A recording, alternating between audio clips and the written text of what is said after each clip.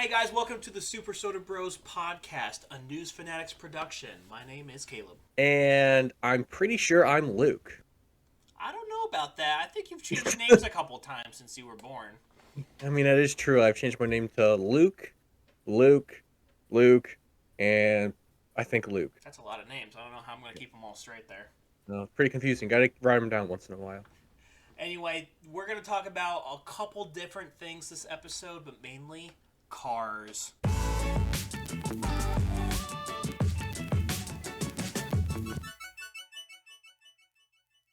All right, for the first segment, next big thing, this is where we talk about things that are upcoming or that are pretty popular, and we just want to share our 2 cents on them. So, Luke, I just want to talk a little bit about Buffalo Wild Wings.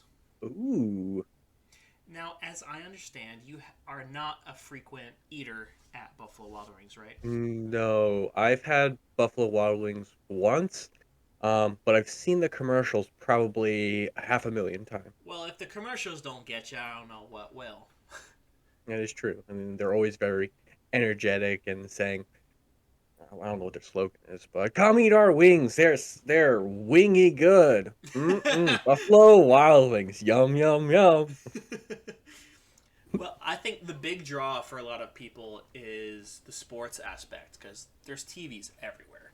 Oh yeah, the one in back when I lived in Manchester, Connecticut. Not Manchester. The one back when I lived in Connecticut and went to the one in Manchester.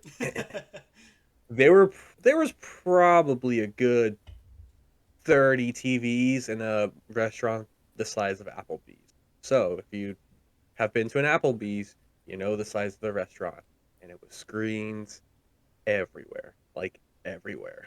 With every conceivable sport, and like there's big TVs and small TVs, and you look over in any direction and you can watch all the games happening at the same time if you want. So it And your definitely has variety. brain just melts instantly with all the overstimulation and the wings in your mouth. You're just like the entire time. It's a lot to take in. I am not a big sports watcher, so that aspect of Buffalo Wild Wings doesn't really appeal to me. Like, I mean, obviously, if I'm eating there, I'll watch something on the TV, but Hmm. it's not like I'm calling up my friends and be like, hey, we're gonna watch the game this weekend and let's go to Buffalo Wild Wings. Yeah, we're gonna get pints Hmm. of beer and a bunch of wings. We're gonna watch the old people throw around the pigskin. So that that kind of thing doesn't really interest me that much. I Hmm. just go there because the food is pretty good. Yeah. Um, but they do have a variety of sauces and dry rubs. Um, I recently got takeout from there to bring home, just because it was one of those inside eating days, and we didn't really want to, go out to eat and spend time in the restaurant. So we just ordered it, and then I went to go pick it up and brought it home and everything. But I want to talk specifically about one dry rub. I want to say it's the Chipotle one. Um, it's not a Did sauce. you just say Chipotle? Son, it's Chipotle. Gotta add the leg to the end. Chipotle. It's like that Harry Potter thing where it's like it's not Leviosa, it's Leviosa. Leviosa. She's not saying it right. Hermione, it's Leviosa. No, Hermione's the one teaching everybody else. Did you even watch Harry Potter? Yes, I am. That's why it's Livio. There's a meme about it. Okay, there's like a little cartoon meme on YouTube about it. But yeah, like the dry rub, however you pronounce it, Chipotle, Chipotle. It's a dry rub, and dude, it is fantastic. It's the right balance between spicy, heat, and flavor. Mhm. Where there's certain sauces out there that will just burn you alive. Like I'm thinking of Da Bomb, which is a sauce that Well, okay. is Well, famous. the bomb is like like the spiciest sauce you can buy. So, Well, right, but it's one of those sauces that will burn you alive, oh yeah, it's regardless. just yeah, it's just pain. That's all it is. Yeah. Thankfully, Buffalo Wild Wings has a lot of like good in between sauces, so Hmm. people like me who like hot stuff but not too hot can go there and enjoy, and then people where they have no taste buds left can just go and be like, this extreme devil's anus sauce is barely tickling me. That's me. But the chipotle rub is really really good. Like I had it on chicken tonight. I had some Hmm. leftover that I just put it in the fridge, And I warmed that up, sprinkled this dust on, and had a whole. Actually, it was two chicken thighs, and man, was that good! Mm. But Yeah, I know that they have like 50 or so different kinds of rubs or sauces you can have. So even when you go there and look at the menu, you're like, dang, uh, can I have one of each, please? But you can't do that, obviously. You have to get like, okay, like four kinds. Now, which four kinds? Like, do you pick them out, or do you like roll a dice and just pick the four that you get? yeah, with Maya, she is not a big fan of spicy food. Like I say all the time, certain kinds of barbecue sauce are spicy to her. So whenever we go to And I'm pretty. Isn't Heinz ketchup pretty spicy as well? what I mean that and mayonnaise. Yeah. That's a white people spicy food. Oh, jeez. um, no, so whenever we go, basically she only has a couple of options to choose from because Mhm. anything with a little spice is already too strong. So more Um, like a honey barbecue kind of thing. yeah, honey barbecue. I mean she's a big ranch girl, so she always gets a couple tubs of ranch. Um, but yeah, but when we go, we kind of get a big spread of things. In this Hmm. most recent time, I want to say we got like 30 wings or something like that, and Oh, jeez. there were so many they ended up being enough for 2 meals, so that was actually a blessing in disguise. Wow. But we ended up getting like I think it was like 7 or 8 sauces. Wait, so do the wings come with the sauce or is it on the side? So you can order them to be already on, but we just chose to have them on the side Oh. because Maya is going to be eating wings with ranch or some other kind of sauce, and I'm going to be eating all the spicy stuff. So it doesn't make sense that everything's covered because it bleeds over in the package. Everything touches A each little other. bit. That was the best way to do it. So we just end up getting the sauces on the side. Plus, if you have Mhm. leftover, like I had with the chipotle dry rub, you can just save it for later. Yeah, I mean, you can do it with normal wings too. You can just reheat them up and they're good to go. Yeah. If they're really high quality wings, if you save them, they're going to be terrible because there's a handful of places that make really good crispy wings. If you reheat them the next day, they just turn out to be really, really soggy, and it's really not worth it. Were we sponsored this week, or we did not get sponsored at all? Oh, we are sponsored this week. Wait, we are? I didn't even know. We are. We are sponsored by Ginger Ale. Now, wait a minute. Hold on. Let me talk about ginger ale for a second Oh, because jeez. I just want to say, as a member of the ginger community, I feel like I have personal moral rights to talk about this because ginger ale is in fact part of the ginger community. So let me just say that ginger ale is incredible for you during colds, during stomach aches and nausea. Let's say you have food poisoning, or maybe you got sick from that New Year's Eve party, pre-COVID. So it wasn't COVID; it was something else that was actually not going to kill you. You can drink ginger ale, and it soothes your stomach. Also, if you're feeling good, you can mix it with some whiskey. Turn it into a mixed drink. It's a jack of all trades, just like us gingers in real life. We can do anything you want. Gingers are great lumberjacks, cooks, video gamers, lovers, everything. And the final use for ginger ale is you can pour it on the ground if you want. Being sponsored by them, I would encourage you not to pour them on the ground. I would encourage you to drink it instead. Go gingers, go ginger ale. All right, going to the next segment, Never Barely Tried. We're going to be talking about something that people are not looking favorably on. This is something that we will get annoyed at in a heartbeat. So, Luke, what are we talking about? The fact that when it's 50 degrees out and raining, like not bad raining, just raining, and people think it's gonna freeze. First of all, it's New Hampshire, so there's salt on the roads. Second, it's 50 degrees. And then you get these people who think it's -10, there's never been salt, and they're driving 20, 15, 20 miles an hour under the speed limit. And you're trying to get to work, and you're like, excuse me, this is dangerous. Can you please not go this slow on a road that is meant for people going 55, I, not 35? I get having caution and everything, but like what you were saying, it's like stop going so slow. Mhm. Just stop. Like it's like you said, it's 50 degrees. The roads aren't even in danger of being icy. They might be wet, and like hydroplaning is a thing, but come on now. I know, like, you don't have to worry about it snowing again. It's gonna turn to snow at any second. because it's so warm out. You better watch out because the roads will freeze when it's 50 degrees. It's like Exactly.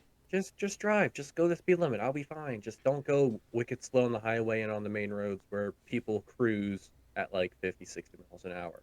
So, you know how I usually have some kind of story to tell that makes you absolutely flabbergasted? Like that one week I was talking about um, how some, very few, not most, but very few Brazilians put ice in their beer, right?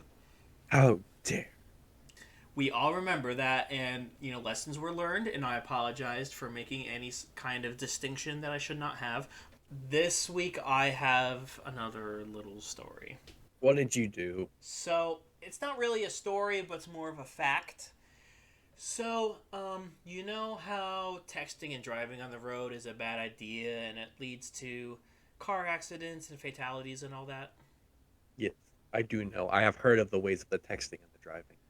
So this is similar to texting and driving, but you ever seen anyone on the phone, like on a phone call and driving? Yes.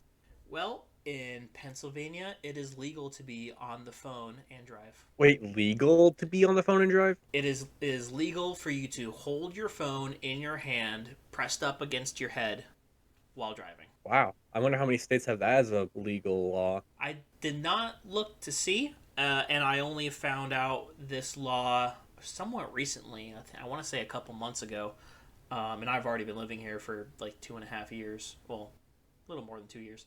I just found that out. I'm like, oh, that's why I see so many people doing that. Because like I've even going around doing my business, I see people on their phone, and there have been sometimes where I'm actually like I'm getting mad at them, and I'm like, motioning for them to put their phone down. Hmm.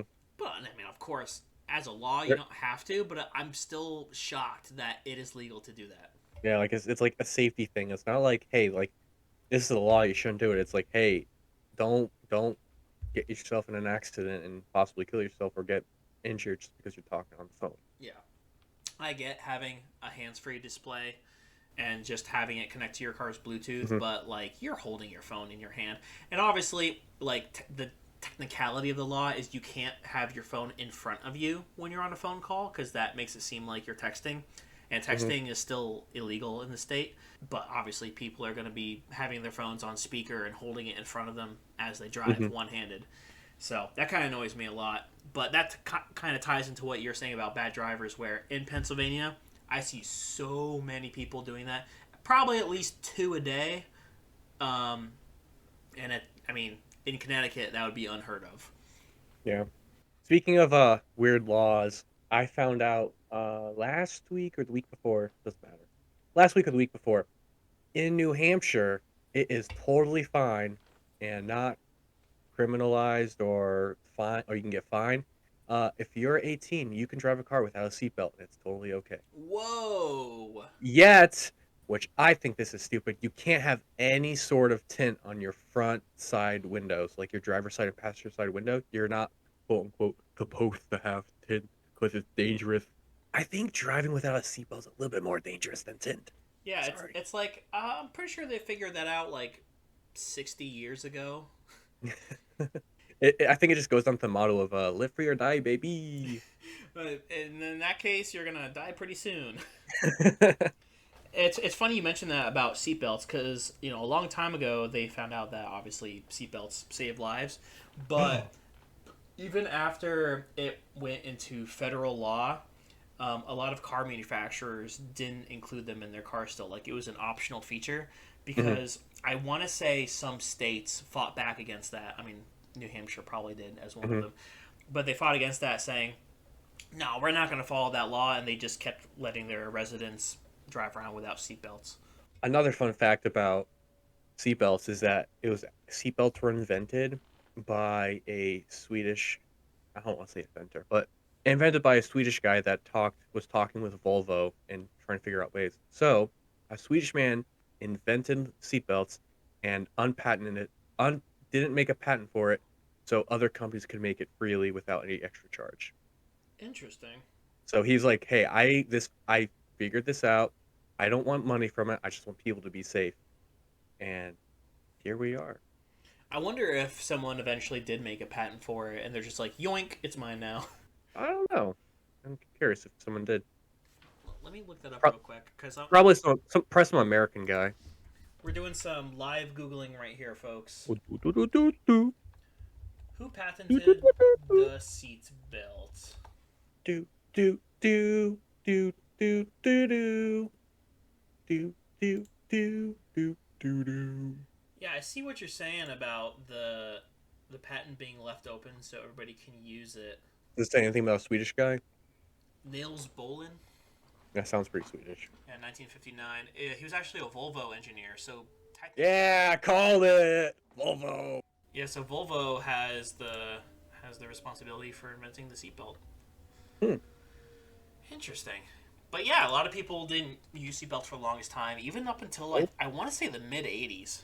Yeah, probably 80s, I would say, is when it really took off. Well, no, I mean way before that, but I mean like it didn't like then the government was like cracking down on it. Like okay, we gave Yeah, you that's what I'm. yeah, like we gave you the Yeah. option, you could do one or the other, and for Mhm. car manufacturers to build it, in either or option, but we're actually serious about it. Yeah, Wear your seatbelts. yeah.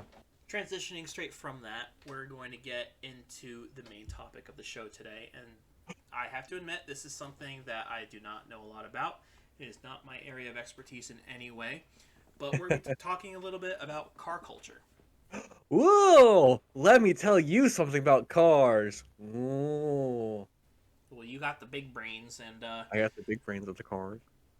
you have personal experience owning your own souped-up car. So how about we That is true. just start with how you got to own your current rig, for lack of a better my my term. current my swing a wing a ding. Well, and that sounds kind of Oh well, that's something. Ooh, never mind. that sounds like something else. But yeah, so funny. Not really funny, but an interesting story with my car. For most of you who don't know, I own a 2002 Audi B5 S4 Avant, which is basically the wagon. And you can pretty much say that one out of every 30 B5 S4s that are made between 2000 and 2002 were the wagon version. So, first of all, they're much rarer and they're really sought after, especially in the Volkswagen Audi community. How I got the car was kind of interesting. I was just looking at Volkswagens because I really wanted a Mark IV Volkswagen Jetta as my first car because they're fun little cars. Um, and the guy at the local garage was like, "Hey, what you doing?" I'm like, "I'm looking at Volkswagen Jettas, blah blah blah." It's like, "Oh, I got a fancy Volkswagen. If you're going to come look at it," I'm like, "What the heck's a Uh fancy oh. Volkswagen?"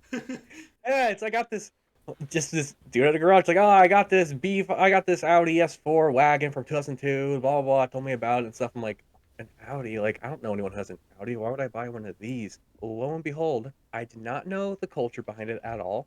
First of all, second, I did not know of how much of a headache it would be. I did not know how much of a dent it would put in my wallet with a kid with no job. And I was like, cool, this is a cool car. I like the color. I like this, not knowing anything about it. He's like, yeah, you can take it for the week. I'm like, what? He's like, yeah, it's fine. Like, you just borrow it. I'm good friends with your parents, so you can just take it. I'm like, cool. Took it for a week, instantly fell in love with it, not knowing anything about the car and any of the background. So I'm like, oh, this is awesome, blah, blah, blah. And, instantly fell in love with the car because once you drive a car, you really like it a lot more. Sure. So did the whole process of getting it, eventually bought it, and that has been my car for the last 5 years or so. Countless upon countless of basic random repairs and solving issues, which has been a big learning curve and finding my way into the car community itself and finding forums on, specifically for the S4s of that generation, finding a great, huh? I was gonna say, I mean, upgrading your car and kind of doing maintenance stuff, you're kind of forced to get into car culture a little bit, especially if you're trying to find upgrades, because you're asking the community, hey, what's best for my car? Hmm. Obviously, there's very specific parts that you can buy, but you're like, should I go with this $200 piece or this $800 piece? And Yeah, how's that exactly. gonna affect like the entire Hmm. biology of the car? Because if you install a part and it runs down pretty quick, it may or may not affect other parts in the vehicle. So Exactly. you really got to be careful and talk to the community who's been doing it a lot longer than you have. Oh yeah, yeah. Asking questions. If you want to get into any community at all or get into cars in any sort of way, find a community, find forums, find groups, find Facebook people, find Instagram people, and just ask questions about what you want to do.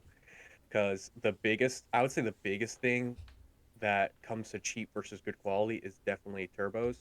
If you buy a $200 turbo off of eBay, some Amazon China product, it could be it could be pretty good. You know, it'll last you a couple of years and be fine. I know a couple people who have really good turbos and they last a while. Or you drive 50 miles and it starts smoking and it blows up right off the bat. Yeah. So that, like you said, that's where it comes to play. Like, hey, do I spend the extra couple $100s and buy something good? Whereas when it comes to good turbos, hey, do I spend an extra $2,000 to get these bitter turbos? So, like you said, it's really comes down to, hey, like, weigh out your options. Is it worth the risk? Do research. Sometimes a cheaper option is the better option because it does the same exact thing, and you can save yourself, you know, a lot of money down the road. But And so going off of that, if you don't mind me asking, you don't have to give a specific number. You can just give me a ballpark estimate if you want. oh no. But how much money have you spent on maintaining? I shouldn't say maintaining, but upgrading your car Okay, with the yeah. parts that you want. I appreciate the clarification because for fun upgrades, that price is much lower than the maintaining process. Yeah, Let's I just don't mean I don't want to price for like all your oil changes and tire yeah, changes or whatever, but like tire timing belt and cam yeah, tensioners. but specifically for Or, your personal projects in the car. for my Audi, I would say probably. So you're strictly saying fun stuff? Yeah, like your personal upgrades are like, oh, this would be a cool thing to do, or here's my muffler delete. Okay, so first of all, I'd like to say that this number also partially includes maintenance things because for my suspension, for my tires, and partially for my exhaust, they all need to get replaced. And like you said earlier, if you need to replace something, you might as well go aftermarket and get something that's going to help you have the car perform a little bit better, including the exhaust, which is both, aftermarket and repair, and then the suspension and tires and stuff. That total of quote unquote fun stuff comes to about $3,000. Okay, that's actually a lot lower than what I was thinking. Yeah. So a little, like give or take $3,000. That's what I spent on fun stuff on it. Some of that can go either way. Where it'd be like, I didn't need to do that route, but I did. Like the suspension, technically, it was cheaper than you know the stock OEM. Uh, uh, I'm drawing a blank. Struts and springs, because the stock suspension on that car is about $1,000, whereas the suspension I bought is aftermarket and made from a German company, and it was about $600. So that alone saved me a little bit of money, even though it's kind of not really repair. Kind of was because my rear suspension on my car was kind of rusted through and kind of almost snapping. So I'm like, ooh, got to do something about that. That's what But happened to Maya's Beetle because we needed a second car for transportation purposes. mhm, So we were looking around for a while, and I remember I consulted you basically as we were looking at the car, being like, "Hey, what do you think about this?" And so we ended up getting her a 2015 Volkswagen Beetle. So it's got the newer body where it's kind of squished down a little bit. It's not as rounded at the top, so mhm. it's more sport like. But there were a couple of things that were going on with it. For example, the front left spring or the coil there was completely broken off. So if you turn off to the left, it'd be like clang, clang, clang as you turned. And obviously, it had basically no suspension on that side, so it was pretty bad. But yeah, so that is our current quote unquote fun car, even though Maya uses it to get to and from work. Whenever we have errands or trips or something like that, we're going to be using our primary car, which is a Honda Civic. So Honda Civic, let's go. the dream. But like also like with the car community, I mean, there's some cars that you judge. You're like, okay, why did you upgrade that car in that way? You call those people racers, right? Yep. So yeah, like especially with people with like clapped out Honda Civics who are just like, cut the springs and put it on bad looking wheels and it's rusting through and full straight pipe, no mufflers, no nothing. It sounds like trash, and you're like, dude, stop, please. Te- But Technically, you can upgrade any car, and you can kind of make any car your own with your own fancy upgrades or but whatever. to yeah, But but to a certain extent, it's just hated upon. Like, why are you doing this? You're not cool. You're not in a community. You're just being some annoying person to everyone else. Like, please stop. some Like, wannabe, you're like, yeah, guys, look at my what's an example? Look at my boosted Honda Odyssey. Okay, to be fair, there are these guys on YouTube who have a boosted Honda Odyssey that makes 1400 horsepower. Okay, never mind. That's pretty cool. Yeah. Yeah, I'm like, what? I was told about that last month. I'm like, are you kidding me? He's like, yeah, look at this video. I'm like, holy moly. But yeah, I mean, it's something that's just like obnoxious. Like, you take some crappy car, you do like mods from AutoZone, like you just cut off the muffler and clamp on a tip that starts to rattle in a week, and you spray paint the windows to get tint or That's something. that's definitely illegal. You should not be spray painting. Yeah, Disclaimer don't do for that. disclaimer for everyone out there: don't take your car into your own hands and start chopping it up and spray painting it. That's a bad idea.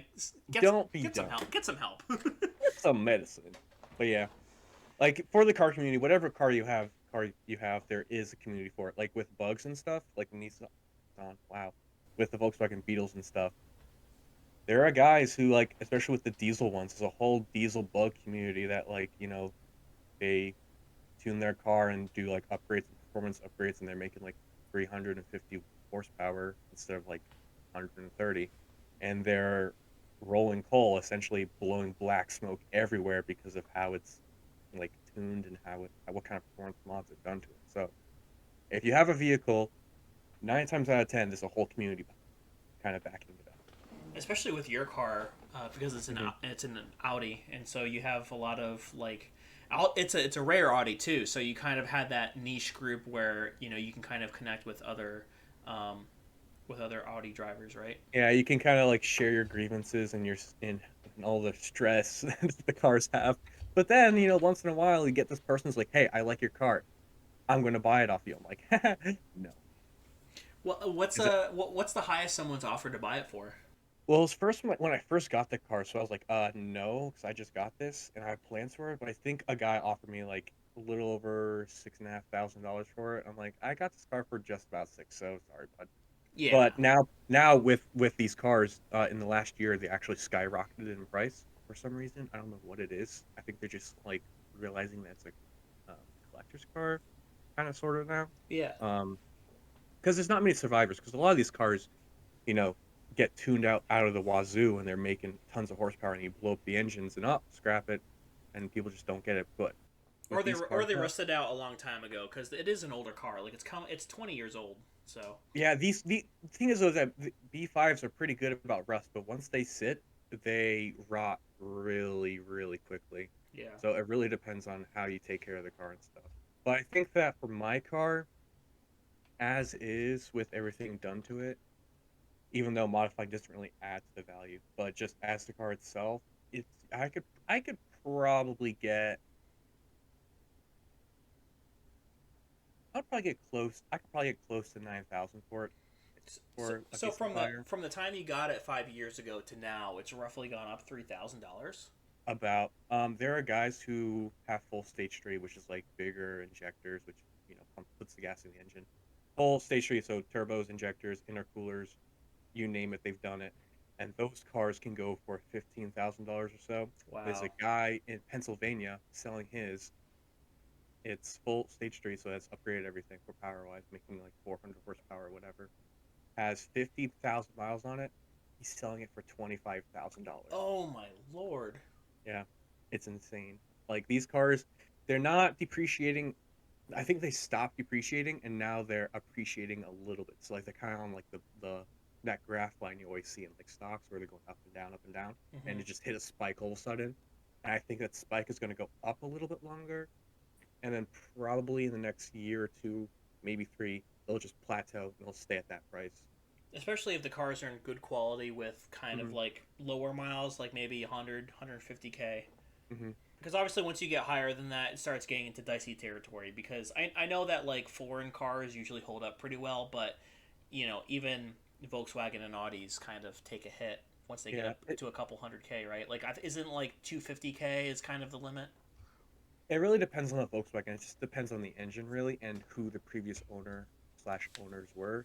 If you take care of a car, it will last forever. But if you have someone who forgets to do one or two things, it'll eventually bite you in the butt down the road. My car being, basically stock its entire life, it'll last, a good chunk of time, especially now that I'm not daily driving it anymore because daily, so I don't have to drive it in the winter and drive it every day. I can save it and have it for a little bit longer. It really depends on who has it before you and who beats the snot out of it and who cherishes it and just cruises it around town kind of thing. Yeah, I see like antique cars from like the 50s and 60s being driven around by someone going to the package store, and I get if that's like your only car. I mean, maybe your wife or your kids are using your other vehicles, but I don't know if you should be taking like your 70-year-old car that's worth $200,000 and going down to the store for a quick bite to eat.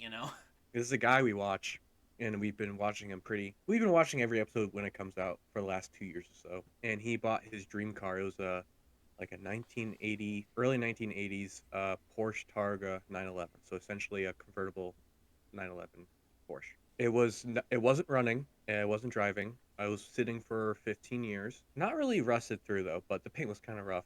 He bought it. I want to say it was $10,000. Back in the day. No, like this year. Oh, okay. Yeah, not a not running car that's been sitting for years. Engine was bad. Everything was bad. Nothing was working. It was basically a shell that he pretty much bought and worked from the ground up. He bought for $10,000. It was his dream car. He's been daily driving it for the past 8 months, and he's like the guy you're talking about. Like you shouldn't be driving this every day, but you are. Like this should be brought to car shows and bring to like antique shows and like classic car meetups and all that stuff. It's like I mean, some people they just get their car and they have their car and they're like, I just want to drive it. I don't care if it's gonna break down because I'm gonna rebuild it. Really, like a mindset kind of thing. Like, hey, like this is my favorite car I've ever had and I've always wanted.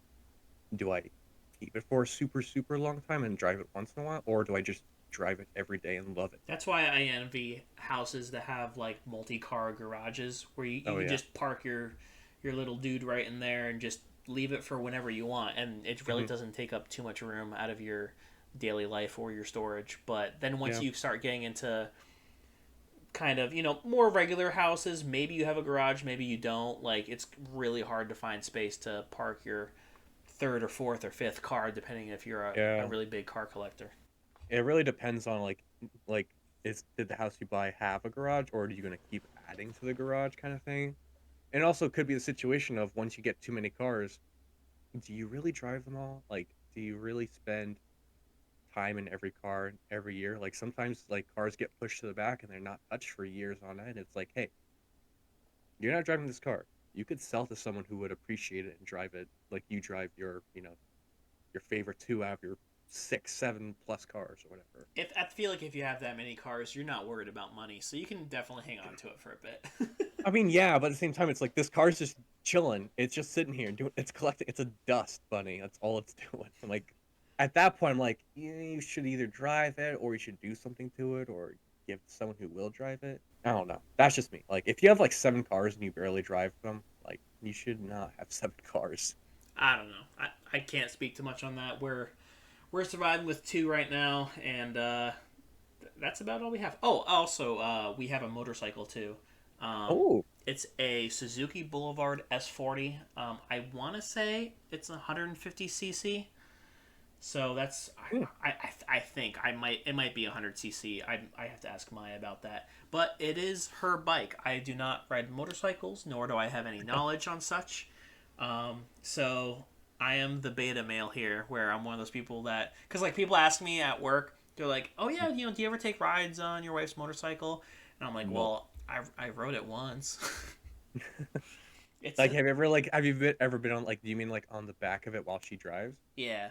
Yeah. I've never driven it myself, and I've ridden it once. It was not really for me. I get too anxious on it, and obviously, like I trust her driving, and she used it herself for work for a long time.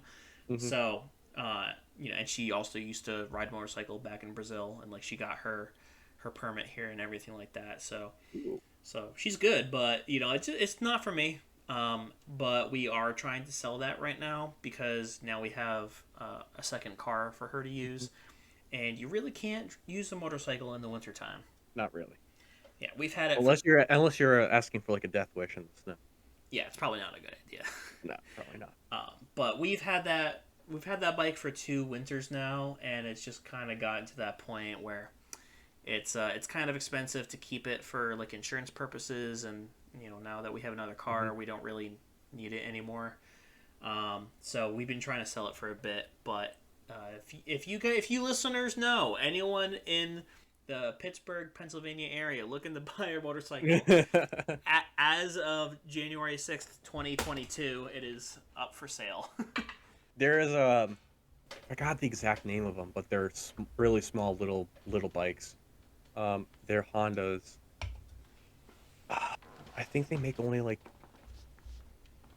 80 to 100 cc. It's not a whole lot, but they're like these small. It's like mini dirt, like smaller. They're like small little. They're like mini motorcycle slash dirt bikes. Yeah, it's But a the only it's a dirt bike. I think I found what you're talking about. Is it's it? I don't know if it's the mini bike though, because they can go up to like 65 miles an hour and you can register them and stuff. Is it a CRF? No, I don't know. All right, I don't know. that's an 80 cc one. I was talking with my buddy Joey at work, and he says that you can get these little bikes and you can just like cruise around them like all day long and like never get bored because they're not fast. You can get hurt obviously, but it's not like dangerous kind of hurt, like scary bad. Going like 100 miles an hour on the highway. It's like you can go 55, you'll get some really bad road rash kind of thing. But Yeah. like if I ever got some sort of bike, it'd probably be something small and fun, kind of like that. I would never get like a full blown, you know, Harley or full on cruiser bike or anything like that because they're expensive and I don't want to deal with that. I feel like, If it, and for a lot of people too, they're definitely more fun to use, like on terrain and going up and down hills and around yeah, curves and stuff. yeah, it's different because you're in the city, so it's like all city streets and whatnot for the majority of the time because you probably have to travel a little bit to get out of the city. Whereas I can drive 3 miles, not even 3 miles, like a mile down the road and boom, like wilderness, back roads and country. I mean, there you can get to. I mean, I don't know if there's any bike trails where you can use a dirt bike within reasonable distance. I think everything's mostly privately owned because it's all like farmers and rednecks. Yeah, I mean, But you, there's one. Hmm, I was just you can get outside the city limits pretty quickly, like within 20 minutes. But it's just a matter of finding a field. sure. There are trails. They're hidden. I don't know where they are, but I've seen them where there's like full blown like dirt bike and ATV trails around. And I know there's one I saw of these guys down in Connecticut where they have like I want to say like 150 acres of just trails in the woods. I'm like, oh, that would be so much fun. Just like going out there with like five other people and just like riding around, just goofing off and going on trails and around corners and through mud pits and all that Yeah, stuff. just zooming, just getting absolutely filthy. Honestly, I would 100% do that for like all day long, every day if I could. Like I would just never stop having fun. I'll just be like all day every. I'm like, oh ah, I just really want to do that. Maybe one day, you can sink your paws into that. Just buy like, I mean, because dirt bikes are not super expensive No, they're comparatively. really not. Especially if you live up in New Hampshire, so you can probably buy one off of a hick for a couple $100. Oh yeah, for sure. I mean, I just bought a third car with my wife. We just got a third car, like I mentioned earlier, the Subaru first gen Subaru Forester. So it's my opinion is it's the best Forester because it is a toaster. You can probably look at a picture. It's a 2000. It's a box. I love it. It's a big old box. Big old box. Does it have good storage space? Oh yeah, it's amazing. It's great. So much room. It's like a SUV but small. Like you took like Honey I Shrunk the Kids to like an SUV and went just a little bit to it. Nice, Yeah. nice. Christine has a 2012 Impreza Sport hatchback, which is pretty sick. It's kind of similar to the Forester, where it has like the basically the same engine. It's a 2-liter engine instead of 2.5, so it has like a more. We modified all our cars, so whoop de doo. Um, her car is a 2-liter engine, so it's a little bit smaller of an engine, but it makes about the same power, and it's not as loud as the Forester, but I personally like the note better because it's a much deeper, rumbly note to it, All right, and I think now it's you're getting all nerdy on me, where you're talking about like, oh, the deep roar with this kind of engine. It's okay, okay, okay. I'll stop. I'll stop. I'll just say I really like her car. I really, I the my personally wasn't a big fan of her look of car, like that model of Impreza, but I've grown to really like it. Having her now own it for over 2 years now, I've really grown to like it a lot. And same thing with the Forester. I've grown to appreciate it a lot more because they're not the first generation of Forester. They're not around anymore. They're all rusted away in someone's backyard or in a scrap yard or junkyard or something. So I'm So glad I so found a first. there's not too many like decent ones left. They're all Oh no, no. The for the first generation, good luck finding one because I've seen two pop up in the last 8 months, okay. Gotcha. and the other one was very rusty. So when we found this one on on Craigslist for a good price, I'm like, yoink! We're Christine. We're going tomorrow. We're going to look at this car. It's an hour and a half away, but we're going to go look at it. She's like, okay, let's go, let's go. I'm like, yes, Subaru, Subaru. Christine's the best. She's just down. She's like, yeah, we I can go drive. I am so thankful for her. I'm so excited that she likes cars a bunch. Like, I've not as much as me, but she still appreciates them and loves them quite a lot, and knows when something's modified and whatnot. So I'm like, yes, she understands.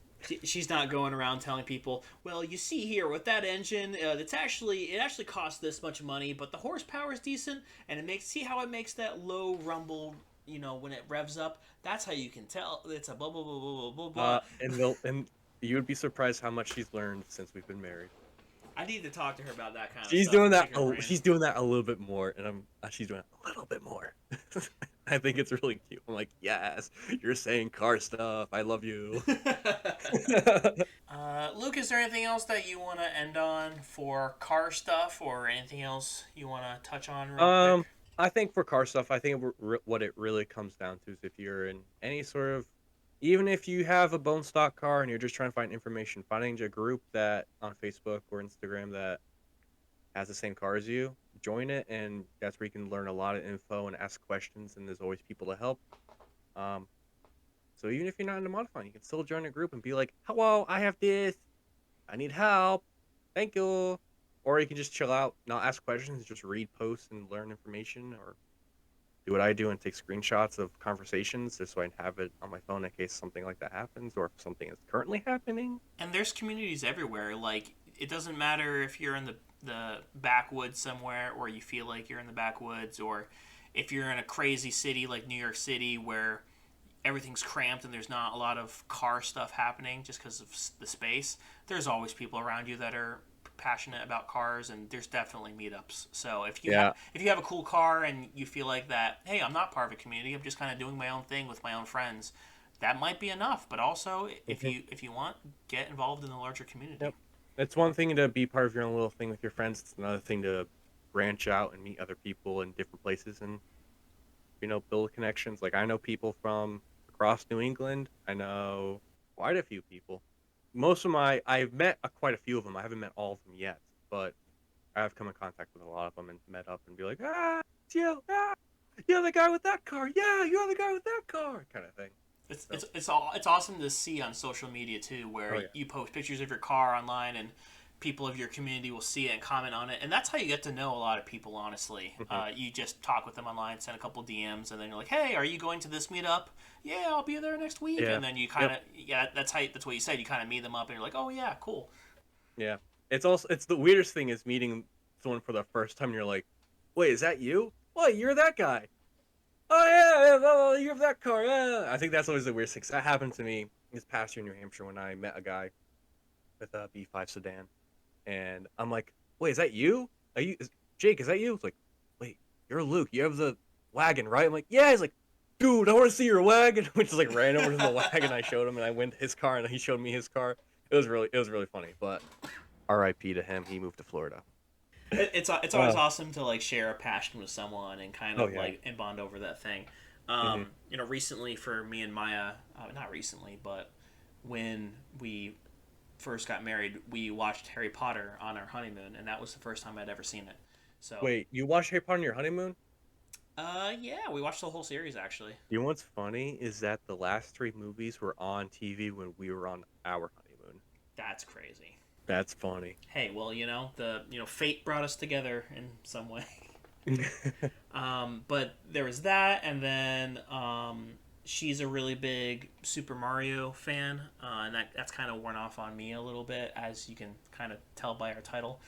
Um, but we have a original um, Super Nintendo system with the original Ooh. cartridge.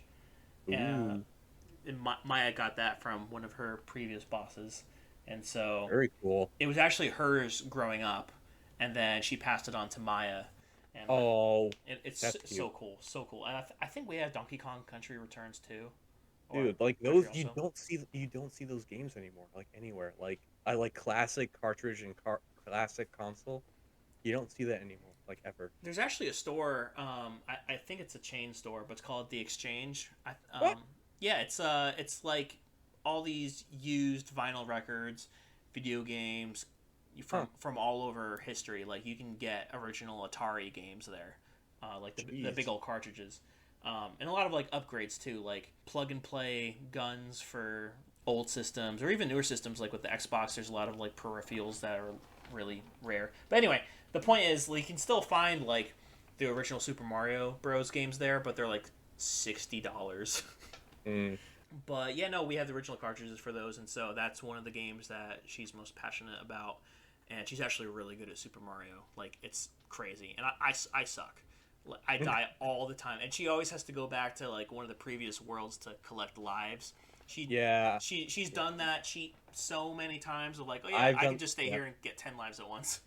I did that too, especially playing on the DS version. I would just, stack up on lives to get 99 lives and go finish the last world and just plow through it and do what I can. There's also a certain extra level where if you find a secret room in one of the levels, you kind of unlock this bonus level, and you can consistently get, I want to say, fire flower and or the foxtail.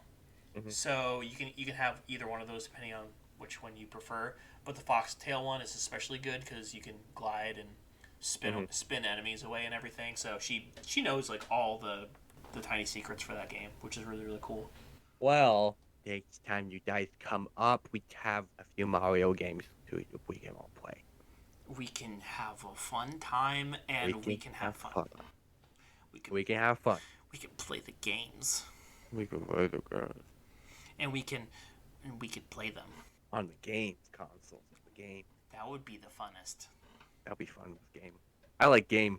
Is it Mario Party? Yeah, Mario Party, Mario Kart, and I'm not sure if she I don't know if she has the new Super Mario Bros. That came out like a year or two ago. I can't remember. I definitely want to play Mario Party and kind of So hopefully much make fun. that a video. Oh yeah, 100%. Like that. Like I've seen a few people play it, like Achievement Hunter and stuff, and it's it looks like a lot of fun.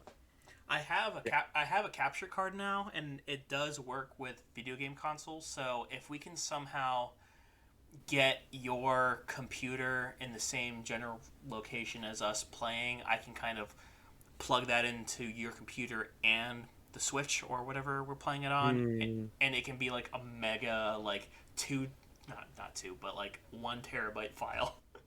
It might work because there's a TV in the gaming room, so we could probably hook it up in the gaming room. Okay, So we might be able to do that. We might be might. I'm not saying it will happen, but it might happen. yeah, we can definitely experiment whenever we come down to visit, which might be only a couple weeks away. We're Hopefully, we're stuff got postponed and moved because New Year's Eve never happened. I think we just skipped it because everyone forgot about New Year's. And I hope you guys come up soon because I want to show you around New Hampshire and show you the house, and then you'll stay here forever, and you'll be here forever and and we'll never forever, leave. and never leave and never go and stay here.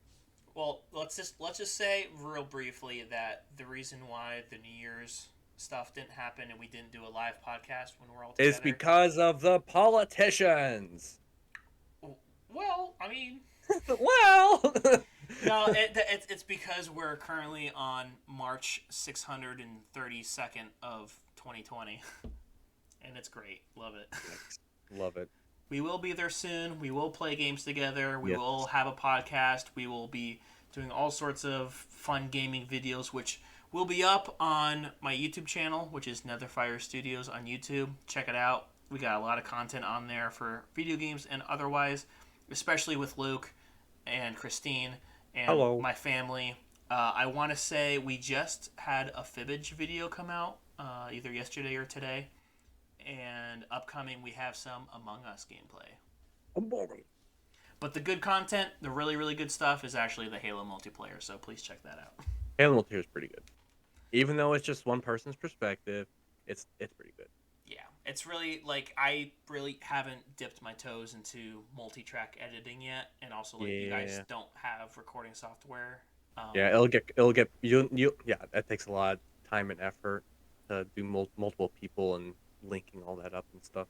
Yeah, the audio especially is crazy. Like I can Hmm. barely do the audio for the podcast, let alone trying to do that with a video game and Yeah. meshing everyone together. But It'll be hard. one day I think I'll get around to it. Like I have Adobe Premiere, so I'm trying to get used to that and see how that all works. Hmm. I used it a little Down bit. the road. I used a little bit of it back in college, but it's all worn off, so I have no idea what I'm doing anymore. Time to scrape off that rusty skin and time to crack those knuckles and hunker down. We just passed the hour mark. Dex, huh? She thick. Yeah, there's probably about like 10 minutes of this I can cut out, which is pretty good. But it's definitely Yeah, gonna when be a longer oh episode. I thought you were gonna say we're gonna have 10 minutes of usable audio. Oh. That too. I can make it 10 minutes of usable audio. Just cut everything out. Just do the intro and the outro. The intro, the sponsor, and the outro. Perfect comedy podcast. Like Great podcast. honestly, I'd listen to it. It's a quick one. Just be 5 minutes. Awesome.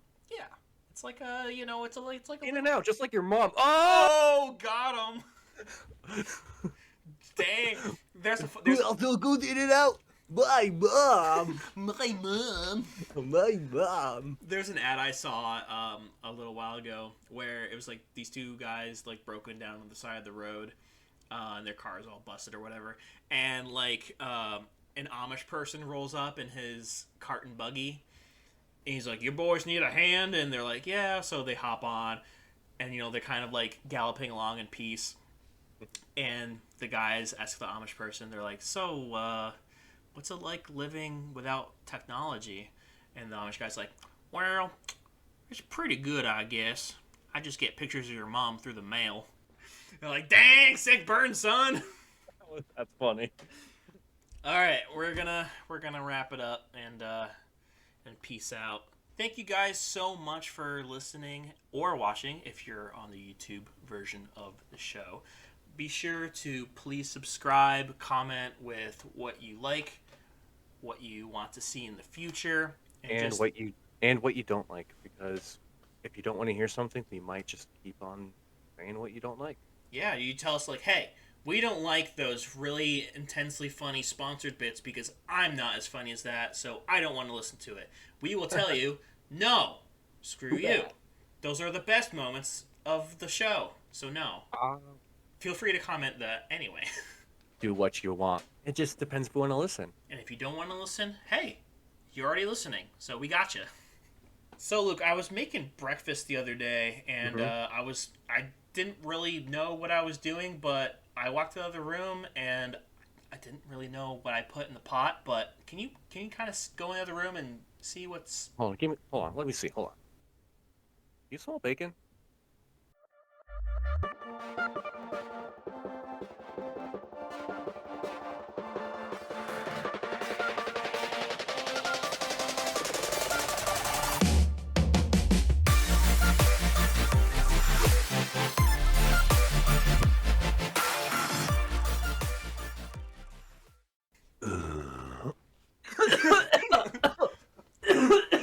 I'm dying. That was pretty sexy.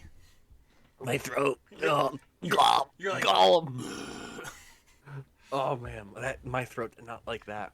me I'm trying. trying to be I'm trying to be corpse from Among Us. Me trying to whisper in my girl's ear, be like, Me trying to be romantic, like. boing. Boing.